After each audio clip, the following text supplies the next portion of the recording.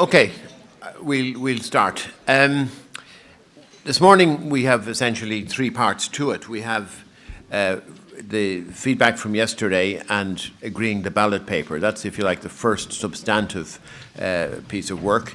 Secondly, much looked forward to a presentation from some of our colleagues from, let's call it, the WEPA delegation. And then later on, we get to the voting, and we have an important item at the end at 12 o'clock where we inform you about and have a short discussion about the remaining issues on the any other amendments list, and we provide the context for that discussion when we get to that point in the agenda.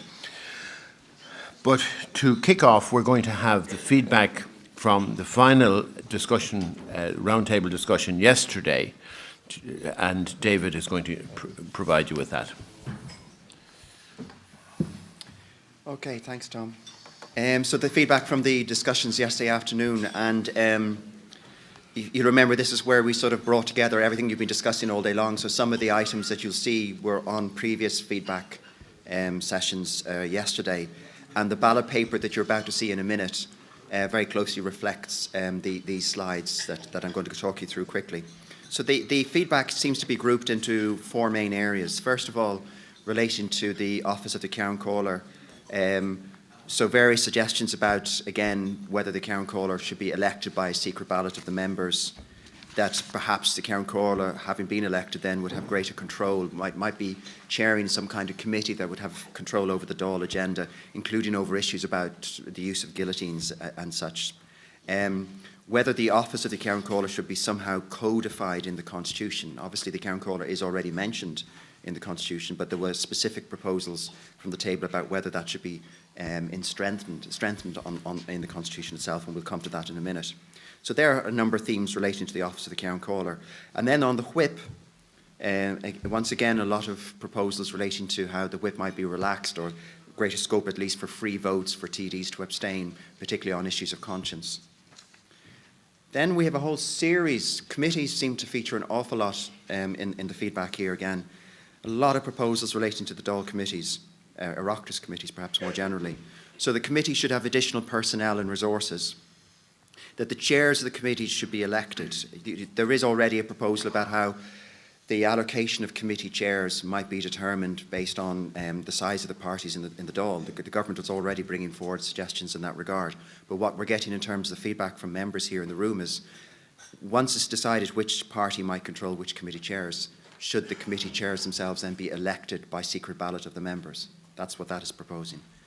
That TDs should be incentivised to take committee work more seriously, so that committees, the role of TDs on committees should be seen more as a privilege to Dáil deputies who are sitting on committees, rather than a right that all Dáil deputies get to sit on committees. That's a proposal from at least one table. Enhance the role of the committee that has been referred to so far as the liaison committee, using the British example, but as you'll see in a minute on the ballot paper, we're going to refer to it by its correct title, but this was the feedback from yesterday. So enhance the role of this liaison committee, including, like they do in Britain, the right for that committee to call a Taoiseach to attend a session and answer questions.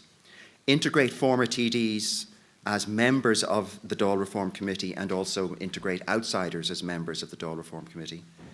That the civil service should take more account of committee decisions, and a lot of suggestions relating to the idea of a committee week. And then finally, sort of other proposals that couldn't be grouped quite so readily. There was, from one table, a very explicit proposal that Article 17.2 should be amended. In a second, I'll give you the text of Article 17.2. That it should be amended to allow opposition to make proposals relating to spending of public monies. That there should be more time to debate the finance bill. So these two issues came up particularly after listening to John Bruton's panel presentation yesterday. And that the existing standing orders should be scrutinised to see if they're fit for purpose. That was an explicit proposal from one table. So here's the text of Article 17.2 that one table at least has proposed should be amended. So this would be an explicit proposal for a constitutional amendment by the Convention if you were to go ahead with this.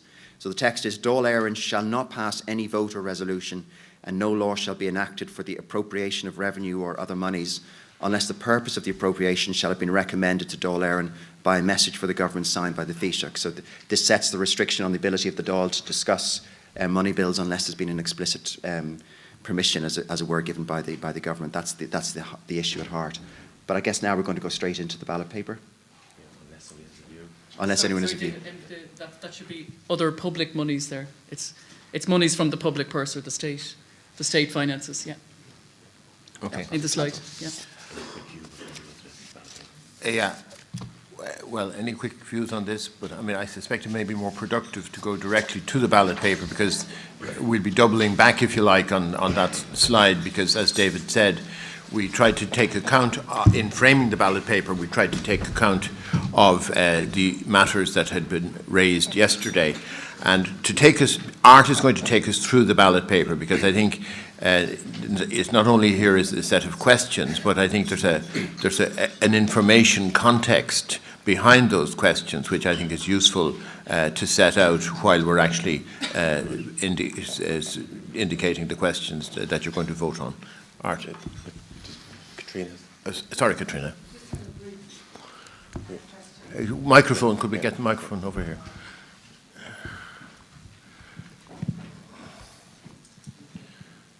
Just a quick question. It's not technically about the ballot paper, but just in September we had groups who were over, talking about citizens' representation, appropriate representation in the Dáil, and we were told that we'd be coming to that in the Dáil reform session. And I know it's probably not for the ballot paper today, but just a question, where are we going to deal with that? Because we gave a very strong commitment that, in fact, I remember raising it here at the floor, and I remember being told, no, that's going to be dealt with at Dáil reform. So it's appropriate representation for citizens who don't live in this state. We could come to deal with that issue at the 12 o'clock session. Okay, yeah, thank you. Thank you. Thanks, Chairman. As you all know, this is my favourite part of the weekend, where you always take everything that I prepare to pieces. So thank you very much thank you very much in advance for that.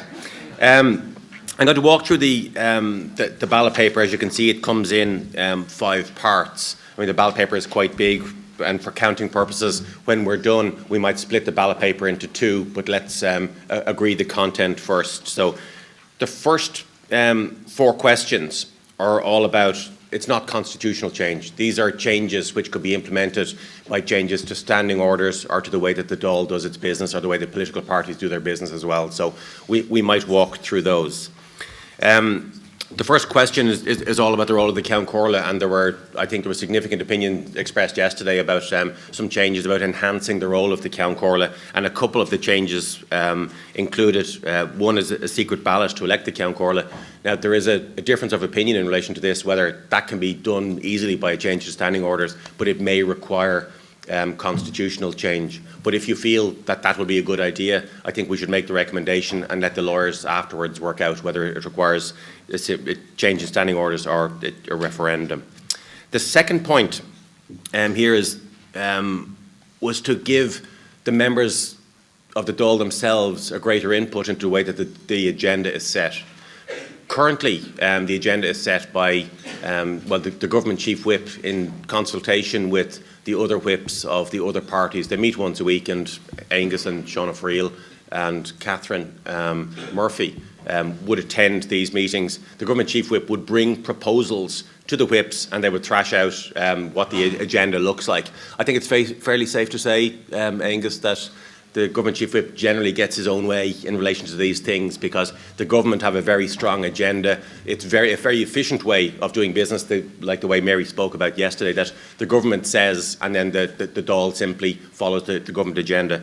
What's proposed, or what was emerged from the discussion yesterday, was a transfer of some of that power from the government to set the agenda to the Dáil itself. So the Oireachtas members would create a forum, it's like a business committee chaired by the Ceann Comhairle, then, which would set the agenda, which would change the dynamic in how the Dáil sets its own business. Is that clear?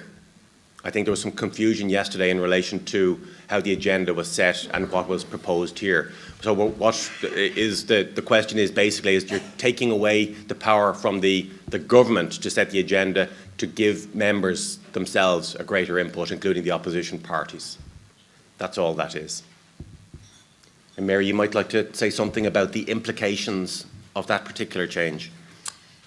Well, the first two changes under the label of Ceann Comhairle, I think I would revisit some of the themes that I touched on yesterday in relation to the good and the bad, so to speak, for these proposals. A secret ballot to elect the Ceann Comhairle sounds very good in practice, but when you think about the logistics of how that would play itself out, it's quite possible that an opposition TD, of course, may win that secret ballot. And in the event that an opposition TD wins the ballot, it's likely they may be a little less government friendly in terms of how Dáil business is done. So there's a trade-off there.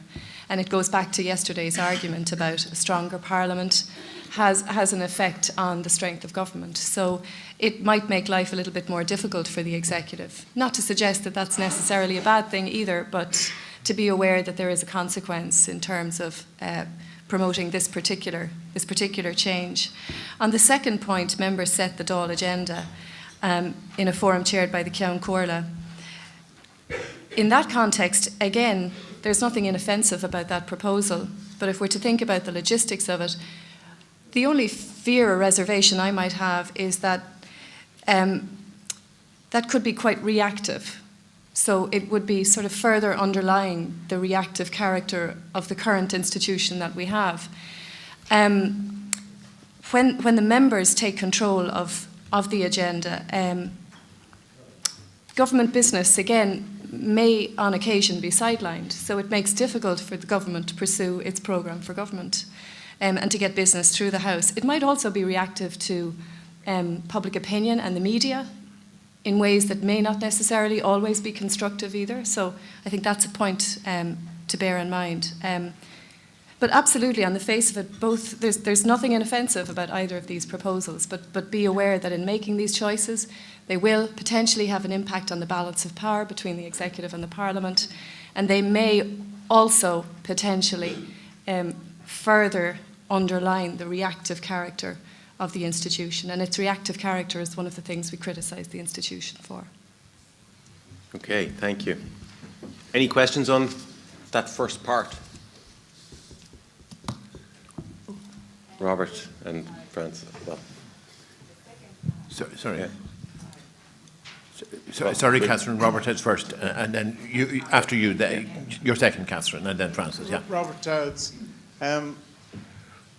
While in general I'm in favour of giving the members more power over the running of the, I mean there are crisis situations where the government has to act, and we have had one in this since the last election where legislation had to be presented almost immediately, and there was a sort of an all-night sitting between the Dáil and Senate.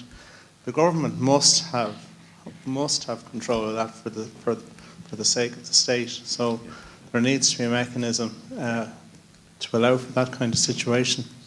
And I mean, while it doesn't happen very often, when it does happen, it is absolutely urgent. Okay, thanks, Robert. Catherine? I'm just wondering, the second part of the first question there, do you envisage that all of the power then is taken away and given to the Dáil as a whole rather than some of it in that? Do you understand what I'm trying to say? Yeah, okay. Yeah, thank you. Okay, maybe we take Francis as well, and Angus and Michelle. Thank you. Art, it's just to tease out a little bit more what that actually means for the programme for government. So, if you have a programme for government, which you do, and you have legislation ready to go into the Dáil, and, sometimes the legislation isn't ready, or sometimes there's legislation that's ready before, the rest, there's going to have to be linkages between, Agreed. The members setting the agenda and the government programme. So how is it envisaged, or how in other parliaments does that work? Because clearly there has to be a mechanism to link the two effectively and efficiently, because if it's all one way, then clearly that's not going to work. And it's quite stark the way it's put there. So just to tease that out a bit more. Yeah, certainly. And from a basic accountability point of view, I mean, parties have put forward before an election a manifesto which gets reflected in one way or another in a programme for government. So there is a basic accountability issue here as well. Michelle was first, actually, and then Angus. Yeah. Thank you. I think it all goes back to what Professor Mary Murphy said yesterday, which is really the balance between the sustaining and the scrutiny. And I think Robert touched on what I probably had in mind, or what I have in mind to say, which is really, at different times, maybe we need that calibrated differently. And when we've had crisis like we've had, economic crisis for the past few years, we really need a more authoritarian type of government. We need decisions made. We can't be shilly-shallying about what's going to happen in the country, being susceptible to, say, populism, etc., which ultimately can undermine our democracy and lead to anarchy. So I think at certain times there has to be that support, that unity. But when things move away from that, I think we can become more relaxed. And I think you gave maybe the formula for that, which is really focusing on committees and strengthening committees. And I think that the proposals there in relation to committees are good, resources, etc., so that we develop that sort of capacity and enjoy that side or develop that side, and that the country would enjoy the benefit of parliamentarians having the opportunity to actually examine policy, develop it, hear experts, etc. I would think that as a compromise, rather than the entire Parliament or the Dáil setting the agenda for the day, like it's accepted that everything is really government focused here, and that government control everything, and really you're talking really about the people who sit around the cabinet table, and then you're talking about probably 4 people at that.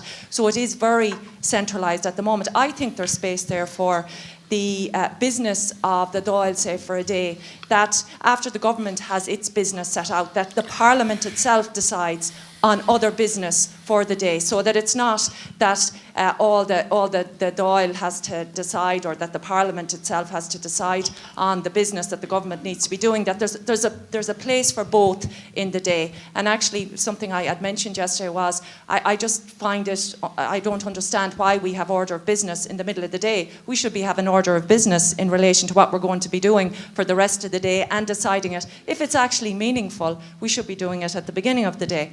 And just, I suppose, to say on committees, I think that a few of the benefits of having a pre-legislative process or job for committees where they examine in advance.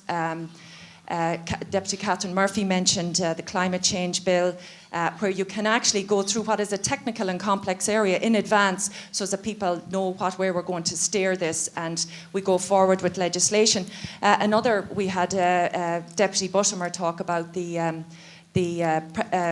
Protection of Life and Pregnancy Bill, which prior to the heads of bill there was the consultation process, and I think that was very good. I think it was very forensic. I would actually like to say, though, I have one issue with it.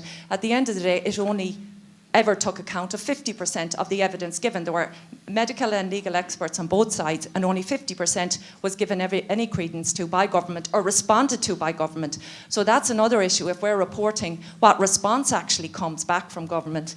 And I suppose just finally, I just didn't get a chance to say it yesterday, but I know that just from talking to people, the view that, say, in relation to clinics and the like, well, is this generated by TDs or what is it? I feel that the relationship between an elected person and constituents is very organic.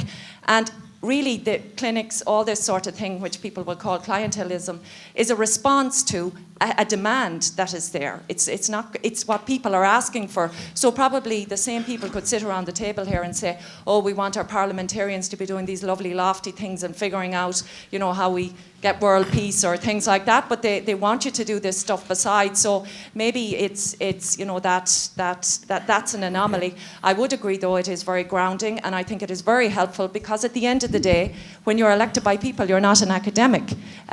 We rely on academics and experts, and if we don't, we're being foolish as politicians. But if we don't feel the heart or the pulse or the beat of where people are at, then we won't be bringing people with us, and we can't have that dialogue which might allow us to show leadership on an issue. Thank you. Thanks very much. We have your point. Thanks, Michelle. Angus. Margaret, just on the 2 points here in the Count Corla, I think that the first one terms of the secret ballot should go under the constitutional one, because from the discussion on the table here, I think people believed that it should be done in secret. If we believe it should be done in secret, then why not put it into the constitution and set it out so that it can't be changed kind of willy-nilly each time there's a new government. The second point is in relation to how we order business, and I'm a whip for our party for 12 years, so I've attended quite a number of the ordering of business. And it is, as Art said, kind of we're presented with a document to say this is what the business is the following week, but it's not a fait accompli. And quite often, the whips from the other parties, because it's democratic, we discuss out, we can come up with practical reasons why kind of there shouldn't be a guillotine, why kind of the time should be extended. So there is a bit of debate, but even beyond that, kind of people can make submissions to me, say from my party, we want this piece of legislation coming up or whatever. So I go in armed with kind of the reasoning. So it's not just kind of here's a document, that's what's happening.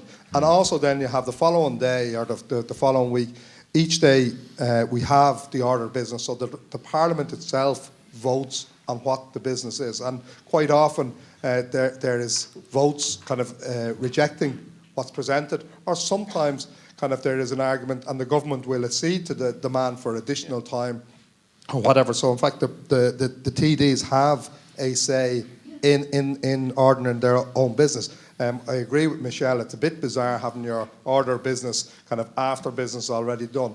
The standing orders also set out key parts of our timetable. They're set in standing orders so that questions to the Minister is set at this time, questions to the Taoiseach, leaders' questions, they're already scheduled. It's not the only business that is ordered beyond that is the legislative business. Everything else is nearly set in stone, kind of the time and the allocation of time for it. So it's really only how much time and when we allocate time to a certain piece of legislation. Okay, thanks. That's very helpful, I think. Finbar, did you want to intervene? No, you didn't. No, sorry. So, Charlie, and we'll have to we will have to guillotine this discussion shortly.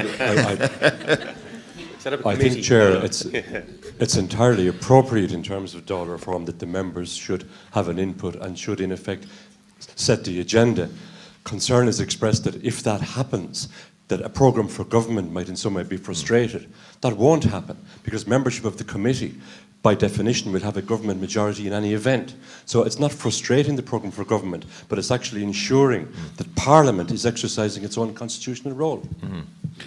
But I think it is useful for members to know that already you have a system in place, the whip system, which by and large works, as Angus has said, and is not a complete diktat from government. There's a bit of give and take, and I mean, I've seen the way in the last year, the way that you know, at a very practical level behind the scenes, politicians can work very well together. Art, do you want to respond from? A couple of points, maybe if I take them in order. Robert's point in relation to urgent legislation, etc. Of course, there would have to be a get-out clause, and I think that would be the detail of the mechanism one way or another. In the same way as the recent heads of bill legislation, which says, well, the heads of bill must be sent to a committee in advance of publication. There's a saver in that saying, well, if it can't happen, then the Minister must provide an explanation to the Dáil as to why it can't happen for urgency or other reasons. So I'd imagine that the same thing would happen in this case.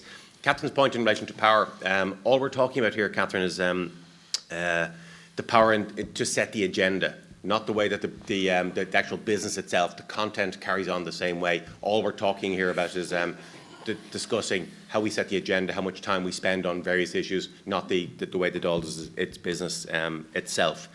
Francis' point in relation to the government programme for government. I mean, Charlie made a point that, well, if it was a committee, then the government would have a majority on this committee. In some parliaments, they have a business committee with representatives of each of the parliaments, so everybody has an equal say. But always, the Dáil itself sets its own agenda. So what we're doing here is a business committee brings a proposal to say we've had a look at this and this is what we propose to the House. Ultimately, the government have a majority and they get to either agree or disagree with that proposal as well. So all you're doing is changing the dynamic in the way that the agenda is put to the House. That's all that's proposed. I've no difficulty putting the secret ballot into the constitutional part as part of question 5, if that's the wishes of the membership. If you'd like to answer that question, that's fine. But I mean, the point was made, I think, earlier on that, in fact, there is some question as to whether this requires constitutional change or not. It could well be that. Is that right, Leah? But I think Angus' point was that it's the permanence of this issue. That it shouldn't be at the whim. So we put in standing order so the government can change it the next time, etc. If you put in the Leah, you want to? Exactly. I mean, arguably it's required by the Constitution, but even if it isn't, it might well be desirable to put it in the Constitution anyway to copper fasten it, as Angus said. Yeah. Although there might be other views that it's adequate to leave it in standing orders. Yeah. Exactly. So, I mean, should we not? We can put it in both. To be honest, we can put it in both, right. and members can express a view All right. where they'd like fine. to see it. That's the best solution. Okay, could we move on to committees, Art? Very good, thank you. Committees, there were, as David mentioned, there was a lot of feedback yesterday in relation to improvements that were suggested for committees. One is the way that committee chairs, the number of opposition committee chairs, and that the way that they are elected.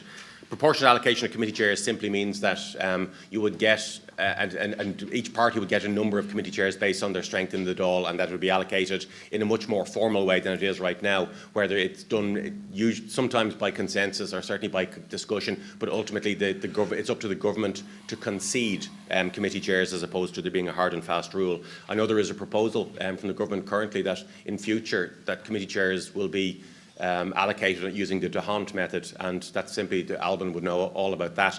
It's simply basically a proportional distribution of chairs, and then once you agree on the number of chairs for each parties, then there will be a secret ballot to elect them, and if people think that's a good idea, then work away. More technical and professional resources to committees. I think this is an issue. If you want committees to do all the things that you'd like them to do, obviously it's very important that they have the resources to be able to do this, because ultimately, and we didn't really touch on it yesterday, is that although Jerry Buttimer did raise it at one point when he spoke about one of his days, I mean, capacity for Oireachtas members is huge, and Oireachtas members simply don't have all the time to read all the papers and to do all the work that's necessary to work in committees and be in the plenary and look after their constituents and do all the things they have to do. So resourcing is a key issue here. We need to be able to generate capacity for Oireachtas members for them to deliver all the things that people expect them to do. That capacity simply doesn't exist right now. So maybe resources could be the solution to that particular problem. The Dáil Reform Committee, this came from John Bruton yesterday.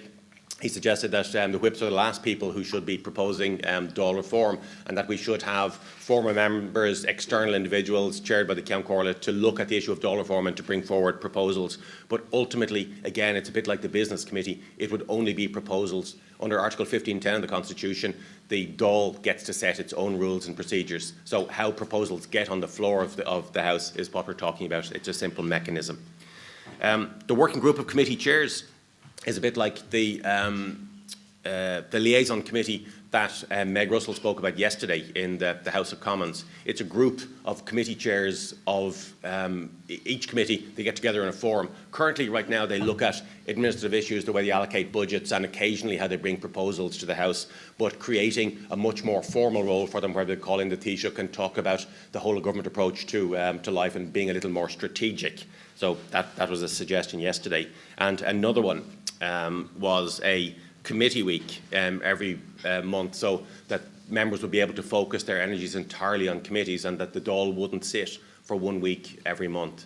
Now, that always sounds great to me. We did this back in the 90s, and as Noel Dempsey mentioned yesterday, that the members didn't like it, and sometimes the opposition ultimately didn't like it, because when the Dáil's not sitting, then there's no leaders' questions, there's no parliamentary questions, there are no debates, etc., and it's all done in committees as well. So the downside of that always is that the Dáil sits less, and up to now, over the years, people's ideas of Dáil reform was all about the Dáil sitting more days and sitting more hours. And now that the Dáil is sitting 50% more time than it did 10 years ago or even 5 years ago, that doesn't seem to have been the solution to the problem that you seem to indicate what it is. So maybe it's not about the number of days and the number of hours.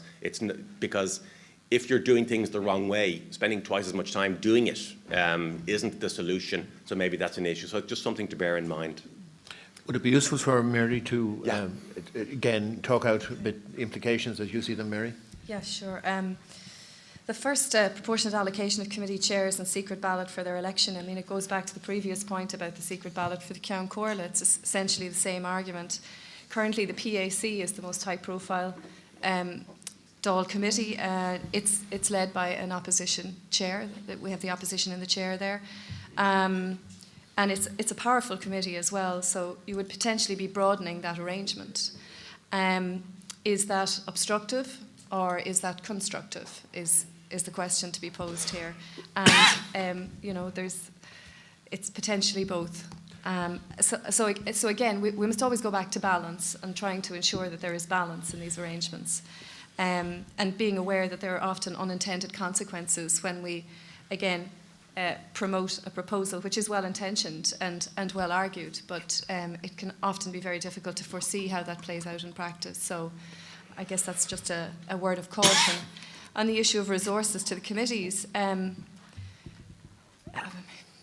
mean, yes. Good balance there. Yeah. But however, that's an investment. And is this institution, are these structures worth that investment? Because it's an investment of time, but it's also an investment of money. And for politicians to spend money, that can be a dangerous business if they're spending it on themselves. So, let's be reasonable. But absolutely, TDs are extraordinarily busy people, and they don't get the time and the space to. They really don't get the time and space that they probably need to consider some of these issues in the depth that might be necessary. So helping them to get to a point where they have that level of understanding, I certainly would be in favour. But it is an investment and it does cost money, and that should be part of the consideration. Because you know what will happen. TD spending hundreds of thousands or a couple of million, and meanwhile people are waiting on beds in hospital corridors. So anyway, Dáil Reform Committee should include external members and former TDs. Again, there is nothing inoffensive about this, and I think there is wisdom in this particular approach. And I'm not giving you an enormous amount of balance, but allowing the whips to dominate the Dáil Reform agenda doesn't lend a great degree of diversity to that particular process. So broadening the input, whether it's from within the chamber or outside of the chamber, I think is certainly something which has merit. The working group of committee chairs should be given the power to call the Taoiseach. Again, on paper, this looks like a very commendable provision, but again, how would that work in practice? And I suppose the fear would be that it might turn into something of a PR stunt. It should be well-intentioned in the event that the Taoiseach is being called to give account. And it should be constructive. And I suppose, again, we might harbour some concerns about whether that would be the approach that would be adopted. In the event that you can get the Taoiseach to a working group, the media will turn up. And it needs to be used, that opportunity should be used constructively, and can that be guaranteed? Having a committee week each month in the Dáil, this is something which is quite common in other legislatures. There is a dedicated committee week where the main house does not meet. And I think many TDs, certainly the TDs that I've engaged with, this has been something which has come up time and time again, and it's something they have expressed a high degree of support for, in my experience. I think the benefit of committee week would be that it would allow politicians the time and the space to concentrate on specific policy issues. It would allow them to develop a degree of policy expertise, which I think as citizens and voters is something that we have reasonable expectations of. I think too, if there's no theatre, if the House isn't meeting, there is no theatre. So where is the discussion found? It's found in the committee rooms. it might lend itself to greater media coverage, and it might be a good PR exercise as well for politicians. Again, that's not necessarily guaranteed. But I appreciate it didn't necessarily work in the past. I think life and politics has become increasingly complex since the 1990s. I think maybe having a second go at this might well be worth it. Okay. Okay. Maybe, yeah, we'll take some questions, Thomas Byrne, but I'm very conscious that, this weekend, almost inevitably, most of the voices that we've heard have been political voices, because the politicians are much more familiar with a lot of this territory. And, I would encourage citizens, if they have anything to say or any issues to raise or questions to ask, to do so. Thomas, please. Yeah, just 2 brief points. The proportional allocation of committee chairs, I'd agree with that. But I think it's worth noting that was always the case until this government came in. In fact, they were generally given out on a proportionate basis, and it's a pity that changed. Secondly, in relation to committee week, I think that's an excellent idea. But I have to say, not, in my opinion, at the expense of leaders' questions in the Dáil. I think if it's seen, the government would love to have committee week because they would put them off the hook completely. So I think that if you have a committee week, I would still like to see the normal schedule of leaders' questions or ministers' questions, which would only take up, I don't know, an hour and a half in the chamber, and the rest of the time, committee week might be actually a better balance. Okay, thank you. Angus, please. Thanks. Just a few points of information, not leaning one way or the other on these questions. The convention at the moment is obviously that the PAC, the Public Accounts Committee, has always had an opposition chair. But also now the convention is that the Petitions Committee, the newer committee, will also be the same, both of which are non-legislative committees. And also to bear in mind, even if you had a system where you would elect chairs proportionately to their membership, there would always be a situation where you'd have a government majority, just to bear that in mind. So it's not going to change kind of substantially the way the committee votes or whatever. It just gives more opportunities to people who are elected. The second one is the committee week. I've no major problem with this, but in the past what happened, because you used to be committee weeks when the Dáil finished, there'd be a week or two, say in July or kind of before the Dáil would resume in January in the past, which usually had committee meetings. And what it ended up is often the Dublin TDs were asked to substitute, because you're in there anyway, you might as well cover this committee for us as well. So to be careful of that. The other thing is that committees often have to deal with legislation and motions kind of quite quickly. So, for instance, it might be scheduled this week that a piece of legislation, a motion kind of to deal with EU business, kind of has to be passed within 2 or 3 days. So if you go for a committee week, that it shouldn't be just exclusively a committee week, that you can have committees outside of that. The other thing is a practical point, and Art would be aware of this, is there's only 4 rooms for committees, set out for committees in the Dáil. There's only a certain amount of staff allocated. And some of that staff moves and covers 2 or 3 committees. So practically, you would end up having to build more committee rooms or utilise other spaces, as the Health Committee used the Shannon because it wasn't sitting that week. So there is a practical point of view. And also, I don't believe that if you put all of the hours that the committees sit, for instance, say this week, if you put them all together, you would use up all of the time that week from 9 o'clock in the morning to 12 o'clock at night. There isn't enough time in a week if you're squashing it down into 1 week per month. Okay, thanks very much for that helpful Pat, you were first and then John, please. Thank you, Chairman. Very, very briefly, just picking up what Angus said there in relation to the committees and structures of committees. The fact is on item 2, it says more technical and professional resources to the committees. Perhaps that could be changed as well to look at more material resources to be available as well, in the sense that if they're going to have so many committees, then there should be not alone adequately resources in terms of technical and professional ability, but also the physical space must be made available to them. I think it's important to recognise something that John Bruton said yesterday in relation to what the role of the Dáil is, that it's not alone a legislative body, but it's also a scrutinising body, but the main business itself is to ensure that legislation is passed, and that good legislation is passed. And that the committees, I think, coming from the floor of this particular weekend, it seems that the committees seem to be one of the best ways forward in guaranteeing that good legislation is prepared and enacted. the one thing that must be sold to the public as well as to TDs, as Mary rightly said, that in the past where technical committees have been set up, it has proved to be relatively unpopular to a degree. But I think it's a point that was made yesterday that the committee structure is a way for TDs to develop themselves and to actually promote their own career path that beyond the traditional career paths that are seen within the Dáil. I'd like for TDs to think of it more as kind of like a situation of continuing professional development. In a professional environment, you have to continually train, upskill, and so on.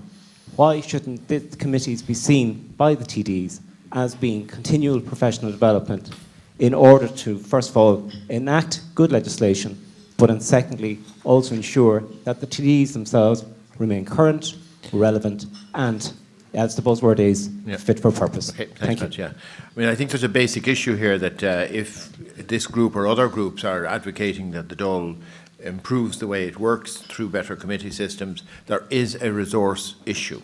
And, you know, you can't have all these demands for improvement without realising that is a price to be paid, and that has to be recognised by the public and by the media. John.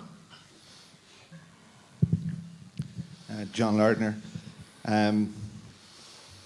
Though I appreciate not every politician has grandstanded, but to hear some, one would believe that everything is okay and there's no need for change. We're here to discuss reform, and there is genuinely a level of, quite a sizable level of dissatisfaction out there presently. So reform is required. One of the reforms I think would certainly be very helpful and proven to be so is committees, but more powerful committees. Committees who we know what they are, who's on them, and for the good work they do, that the reports are published, are discussed in the Dáil, and are implemented and reviewed. So that's just what I have to say as a citizen member. All right. Thank you. Thanks very much, John. Maureen, please. Maureen O'Sullivan. Just following on from what Angus said, I don't think a committee week would work, excuse me, unless it was every month. Because sometimes committees need to meet more frequently. But I think the problem from being on one of the committees is that sometimes you're in the middle of a committee meeting and then a vote is called.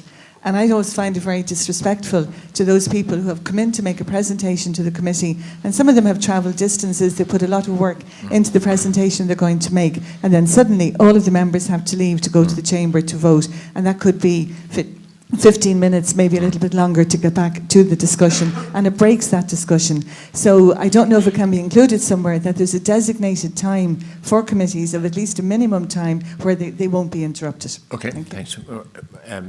The sequence was, Finbar, did you put your hand up, please? And then Ivana, and then Francis. Finbar O'Brien.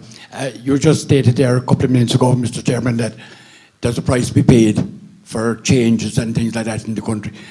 The country can't pay much more. They've paid more than what with the last couple of years because of all the money that's gone. Everything has been, the country is in a mess.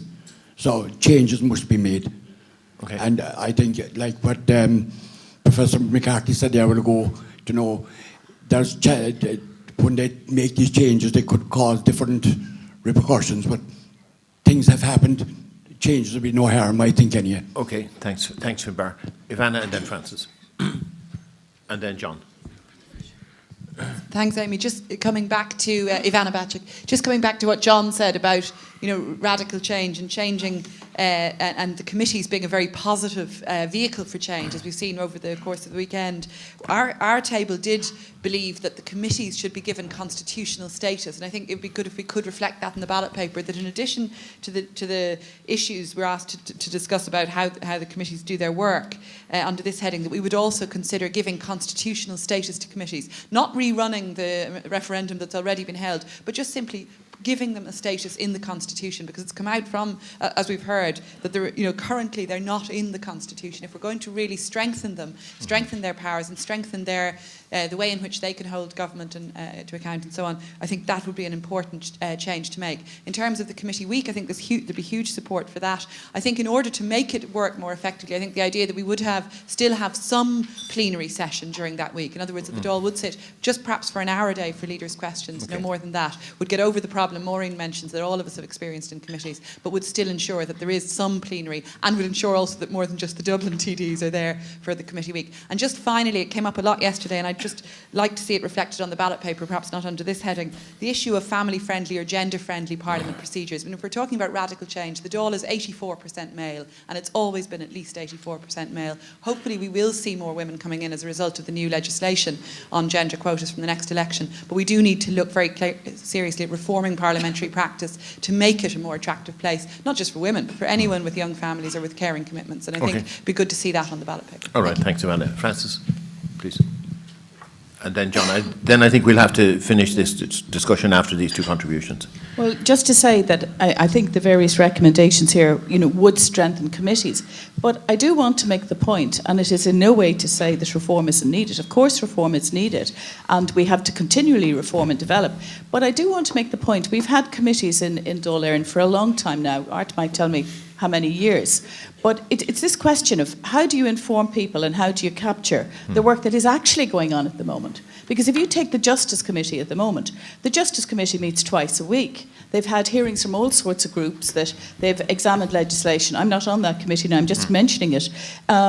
They've had groups in to discuss a whole, the reform of, various criminal justice pieces of legislation, etc., etc., etc. So there is a huge amount of committee work going on, and I think in a way we're doing a disservice to the amount of committee work that's actually happening already. And the question is, if it was really successful, what would it look like?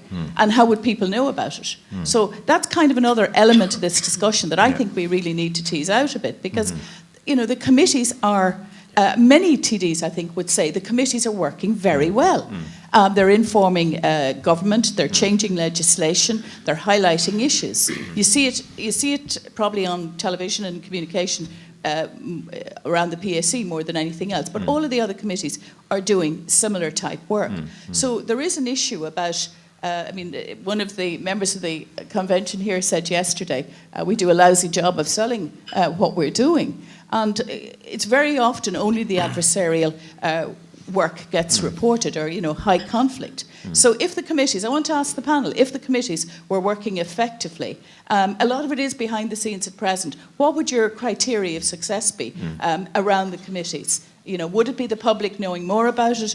What would you see? Because I believe there's an awful lot of undocumented work from a public point of view going on at present, and a lot of impact from the committees on ministers, on legislation. So I think that's an important element of what we're discussing here today. And I do think that in the report that we write reflecting this weekend, we need to give some sense of precisely that point, that there is what is the starting reality at the moment. John, at the back there, please. Microphone, please, Dundrum. I find the first part of this very difficult to understand. I can understand proportionate allocation of committee chairs. I suppose a more important aspect is the prestigiousness of the committee that one serves on, and how they would be allocated between government and others. And then, how do you go ahead and have a secret ballot on it? Will all backbenchers have a say in who gets onto the committee? So you could end up with a committee where you'd have, say, a chairman who would be surrounded then by all members of the government on the committee. It doesn't appear to hold together as a unit. I can't see how you can have a proportionate allocation of committee chairs and a secret ballot for their election. Okay, thank you. I'm just going to take two last comments, because we really are running out of time now. I really want to get to the point where we can sign off on this ballot paper and begin to listen to our colleagues from WEPA. Jerry, you were first, and then Mary. Yeah. Jerry Bortman, Chairman. Could I just make the point? I would agree with Thomas that I think you need to have leaders' questions if you're going to have a committee week. So I would support that suggestion. Angus is right. There are only 4 committee rooms in Leinster House, and if you use the Shannon Chamber, that gives you 5. So that does, and the Dáil Chamber 6. Okay, so that does give you.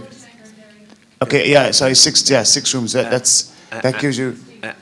And you have 16 committees, so that does give you a question of it. But well, there's Mondays and Fridays and Tuesday mornings as well. Okay. You would change entirely the way you structure the okay, business. that's fine. There is time, there is capacity. And I would support, Chairman, that you would and I would be in favour, as a suggestion, of having a committee week, but you would also have committees sitting in the non-committee week as well. Okay. Okay, and then can I just I want to just ask this question because I'm a small bit confused myself, and maybe it's a testimony to myself. John says we need reform, and that seems to be a great word in the last election, was reform. But if we say reform is necessary, then the ballot paper that we have in front of us, to me, I pose a question to the panel. How does the reform agenda how is it encaptured in this ballot paper? For example, how does the reform assist in, if you take a job of Parliament to scrutinise the government or to scrutinise the agencies, i.e. the Central Bank or the HSE or the National Transport Authority, and if you take the regulators, who we can all, in terms of a portion or whatever, how does the reform that we're proposing today assist Parliament in holding these people to account? I don't see it contained here. And in terms of scrutiny of government and the agencies under their control. So how do we bring them more accountable to Parliament through the reform we're putting here? Okay. Come on. I think that's getting into very wide issues which I'm not sure we can deal with. But Mary, and then we're going to go back to Art and maybe Leah for it. Okay, Sheila Cameron. Sheila. My question was just further to what Francis was saying about the committees currently doing lots of good work.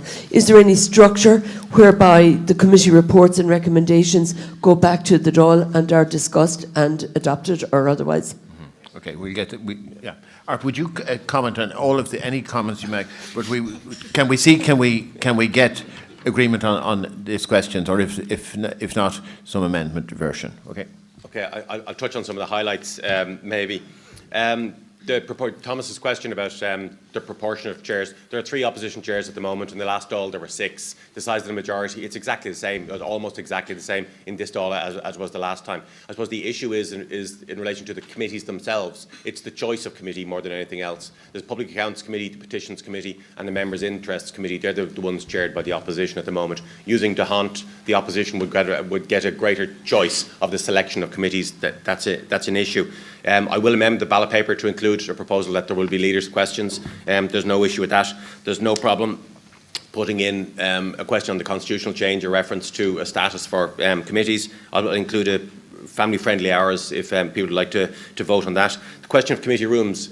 Right now, committee rooms are used from Tuesday afternoon to Thursday morning. So it's half of the week is that they're not currently utilised because members generally are around when the Dáil is sitting. If you're restructured, you would be going from early Friday morning to late on Friday evening, and you'd have the Dáil in the Shannon Chamber. We did the mechanics on this before. It's possible to manage your business, to cater for everybody. The communications issue is huge, Francis, and we've had problems with this for years. And even with the new communication strategy, we've appointed some committees, press officers. Sometimes, I hate blaming the media for things as well, is that some of the work that committees do, particularly scrutiny, the heavy lifting, the 2 meetings a week, is mind-numbingly monotonous. And it's not sexy and it's not newsworthy, so people tend not to pay any attention to it. So we do have a difficulty translating, and I would be reluctant to use the word sexing up the work that people do, because that has other connotations from a hero of mine. But we do need to find a way of explaining the way that committees do their work in a way that is attractive to the public, and that eludes us right now, but it's certainly some very fine minds working on that particular issue.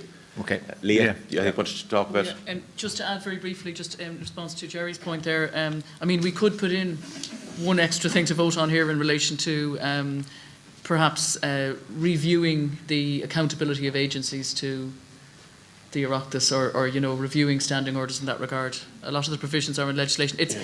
It's a real big issue, though. So these are set in the committee's terms of reference. I mean, they're already catered for quite explicitly. And the committees have an awful lot of powers right now, and it's not necessarily all about giving committees more powers. It's generating the capacity for committees to do that work. Committees have the power to hold agencies to account, to look at their strategy statements, to bring the CEOs to talk about their accounts, to do all of these things. It's finding the time and creating the capacity. That's the problem. It's not always about powers. So I think putting in something to give them more powers, it wouldn't necessarily be a good idea, because they already have that power. They just need to choose to use it. Okay. Could I suggest that the Convention might accept Art's suggestions, some amendments to the set of questions, but by and large the set of questions about the committees is accepted. Great. Thanks. Could we move on to could you explain? Okay. Could you explain the rest of the? Just brief, 30 seconds, then Leah. No, I just wanted to go ahead to consider the rest of the ballot paper. Yeah, exactly. we're saying 30 seconds. If there's nothing before we consider that. Yeah. Okay, with just the whip, very briefly.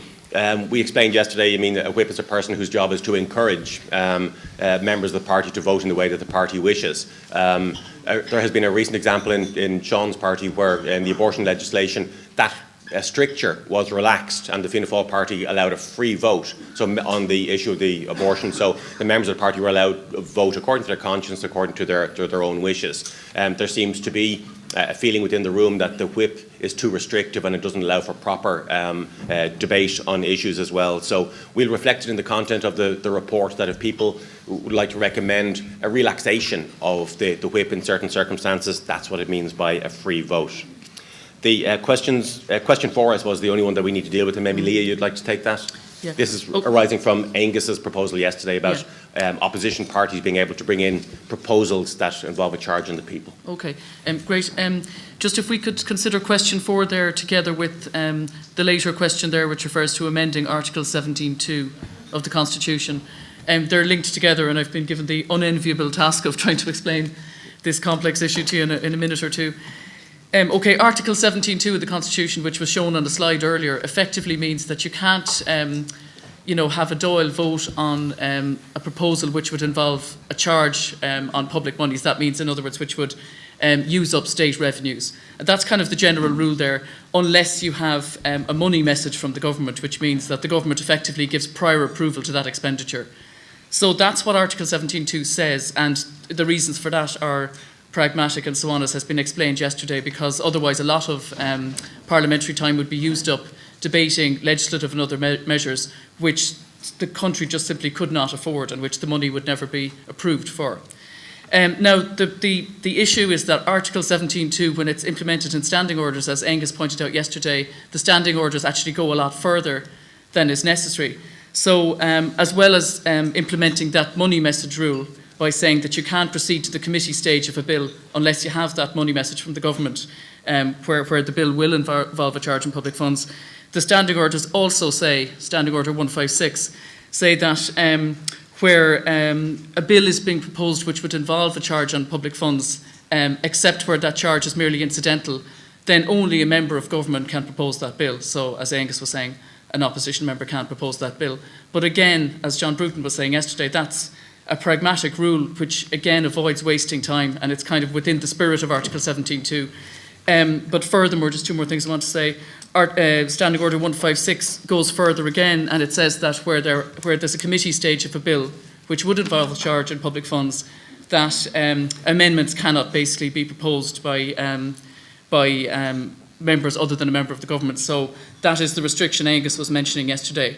And as we were saying yesterday, there is some scope for manoeuvre there. For example, you could create a new procedural device in standing orders whereby, say, an opposition deputy could maybe make a recommendation just for debate in the committee. It wouldn't be voted on, but he could raise a proposal at committee stage of a bill. He could suggest it maybe to the government, and there could be some sort of device created there. So what we're saying there is some changes to standing orders would be possible to sort of relax this rule a little bit without changing the Constitution.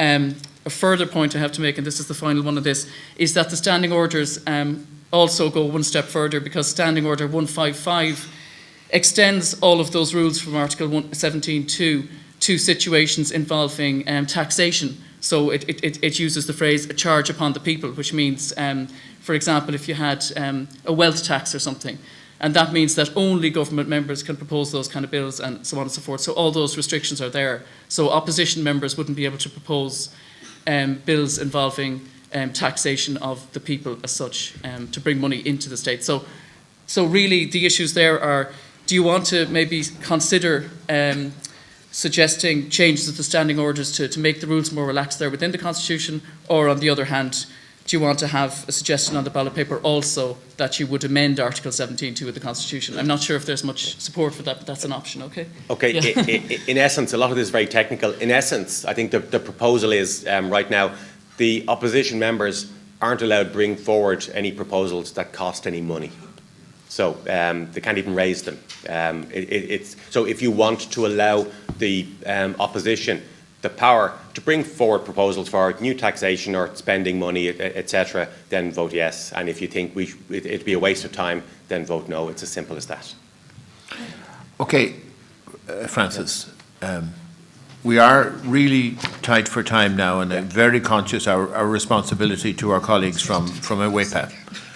So Just could to we make, be very brief? yeah, just to make the very obvious point in relation to a government's budgetary strategy and the potential of this recommendation, I think that people need to be very clear about it. It effectively means that for every piece of legislation, you could have an opposition amendment suggesting that you spend money. That's the effect of it. And I think it's going to be very tempting, I have to say, for opposition to be suggesting that we spend more money. And obviously that has to be balanced, with the government's budgetary strategy. So it is a recommendation. Again, I would like more information on it. I would like to know how this works in other parliaments. I think they said the House of Commons has something similar. So in terms of the broadness of the recommendation, I just am pointing out that I would have a concern about it in terms of, a government's budgetary strategy, and it may be that members of the panels could have some response to that. It would be useful, I think, for members to be fully informed about, what we would be voting for here. Potentially, this issue, this is an issue where it is complex, and, my sense is that a lot of people probably feel they don't understand sufficiently, or the consequences of it. But let's see anyway. Let's get a few more comments. Angus, and then Thomas, and then Avril. I'll be brief on this, just because I was one of the ones who raised it after John Bruton mentioned it yesterday. Meg said yesterday that the House of Commons looked at this and they saw it as an anti-democratic measure. And we need to be careful. We're not suggesting that the opposition can pass any of this legislation. In the end of the day, the government has a majority, so it can. But what it does, in the way it's implemented at the moment, it would prevent, for instance, if we wanted to change, say, for instance, the universal social charge to be set in different ways, it would prevent the opposition suggesting kind of that those, say, for instance, on 150,000 would kind of be charged at a greater level than those at kind of 50,000. It just restricts that debate. Kind of in the end of the day, people need to remember the government has a majority, and if you need to restrict the time, as in kind of that it's a waste of time, you could use the same argument that everything that the opposition puts forward could be a waste of time in some ways because the government has a majority and they can determine. It's just about debate, and at the very least, we should be looking at lifting the standing orders in the way that they interpret the Constitution. My preference is that the Constitution would be changed to allow us to publish legislation. So, for instance, my colleague Pierce Doherty has published legislation on the wealth tax, but it's not published in the Dáil because the Dáil won't facilitate it because the Constitution says that you cannot produce such legislation. Okay. I'm going to have to be very, very strict in terms of people's contribution. I want any point you make, could you make it very quickly? Thomas, then Avril, and then Deirdre. And Katrina. Sorry. Yeah, briefly, this is one of the most frustrating parts of being in opposition and putting amendments forward, like when this excuse is used. We have already a procedure in the Seanad for finance bills, because the Seanad doesn't have power over money in the state. And the procedure is that we make recommendations, and that was mentioned yesterday. So, I mean, that procedure is already there, and if something is going to cost money, then maybe instead of calling it an amendment, call it a recommendation, and at least allow a debate on it, because it's really stifling debate at the moment. Almost everything now could cost €1, and then the opposition aren't allowed to put it forward. And that's how it operates in practice, and we've no right of appeal whatsoever. Okay. Thank you. Ever. Thanks.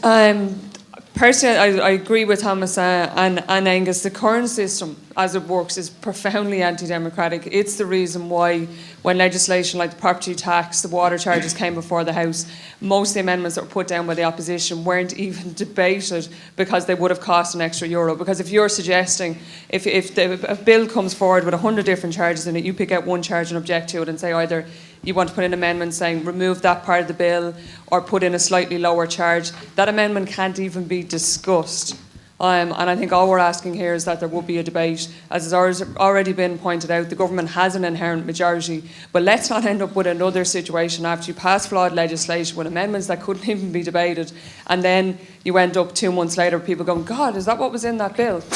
And that this, of all the procedures in Leinster House, to me is the most objectionable for exactly that reason. It closes down debate on really important legislation rather than at least making sure that things are actually discussed. Okay, thank you. Deirdre. Hi, Deirdre Donaghy. I just think this is a hugely complex issue that we could spend an entire weekend talking about, and we didn't really have much in the way of debate. So in terms of something to vote on, could we maybe make it a recommendation that this is something we think should be looked into by a committee or something, rather than asking people to express a yes/no vote on it? Okay, thank you. Katrina first, and then Ivana. And then we're going to close it. Okay.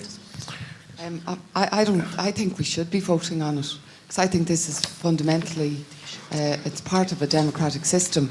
France has asked what happens in other jurisdictions. In the north, committees can bring forward amendments. Individual MLAs can bring forward amendments. If you want committees to have more power and more prestige, and they're doing all this work, yet they can't even bring forward amendments, or excuses are used to close them down. I think this is very, very important, because that's where some of the good debate can happen. And I don't think we should defer it, because John or someone made a point about let's have real reform. If you want some real reform, and this is only minor real reform, I think it does need to be on the ballot paper today. Okay, thank you. Ivana.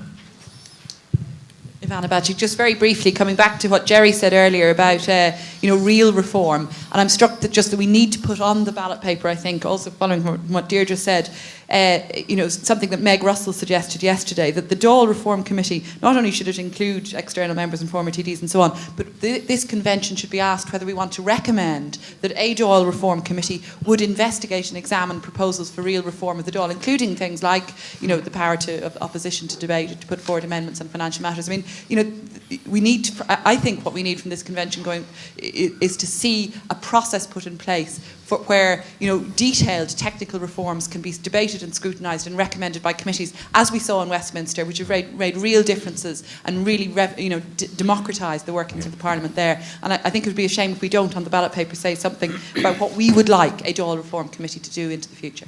Okay. Art, do you want to make just some comment? Two quick points. I mean, if people want to do that, I can certainly include a question around a Dáil Reform Committee doing real reform. The other issue, I mean, and it's in an effort to be helpful, because the suggestion about the proposal came from the floor yesterday, came from the tables during discussions, and John Bruton raised it on the device to allow the opposition to put forward amendments. Taking into account Deirdre's suggestion, maybe we could put yes, no, or defer. I mean, put three choices in and give people the opportunity to either, get somebody else to have a look at it at a future point, and we can reflect that in the body of the report. If people were minded to do that, I'm happy to do that. I mean, that's a suggestion to try and, if you like, in a sense, get us to a point where we can finally agree a ballot paper. We're already 20 minutes over our time on this matter. My concern about voting on matters that people actually don't understand the consequences of is something that I would be slightly concerned about. Can I take it? I mean, Art has, as we've gone through this, Art has made some suggestions about how the current draft of the ballot paper might be amended. Can I take it, this is an imperfect science, but can I take it that the convention agrees with what he has heard and will be then reflected in a revised ballot paper? Yeah. Okay. Can I just make one small point? That you'll get 2 ballot papers now because it is lengthened. So we'll make one changes to standing orders and the other is constitutional change. Okay. So one will be pink and one will be yellow, but vote on both. Yeah. All right. Well, I would, yeah. No, it's not. I know you try to be constructive. Just on a philosophical level, I mean, and I'm just picking up what Ivana says. The strong message this weekend, right, is that, is that the convention feels that the Dáil itself should reform itself along a whole series of broad principles which we've heard across all the tables there. So if nothing else, I think we're micromanaging a lot of detail here, and we're trying to get involved in housekeeping, and that's, I think, a shame on the Oireachtas that actually the convention has to spend this amount of time to do that. I think there's a strong message to government and a strong message to ourselves and the Oireachtas is that get your house in order. We've given you lots of details here, but actually, I think a recommendation to establish a Dáil Reform Committee that has a kind of a broad appeal and a broad kind of representation should get their house in order, and I think they have 2 years to do it. Okay. Brona, I think you have the last word, actually, yeah. Yeah, very briefly, where all the points that have been raised are extremely important. One thing that was brought up and discussed by a lot of people that I spoke with, reform is extremely important, but there's nothing in the ballot that's mentioned about accountability for bad decisions made or bad judgments. People should be held accountable, and I think that's the biggest reform. Mm-hmm. That if you feel that your government can be held to account for decisions that have been made and suggestions that have been ignored, advice that's been ignored, then people would have more support for them. All right, thank you. I just wonder whether we need to break now because the practical business of getting the ballot paper revised and translated, etc., it has to be done. We were scheduled to go directly on to our WAPA colleagues. It might be better to very quickly, and I mean very quickly, equip yourself with coffee, and then we'll move directly on to our WAPA colleagues. Thank you.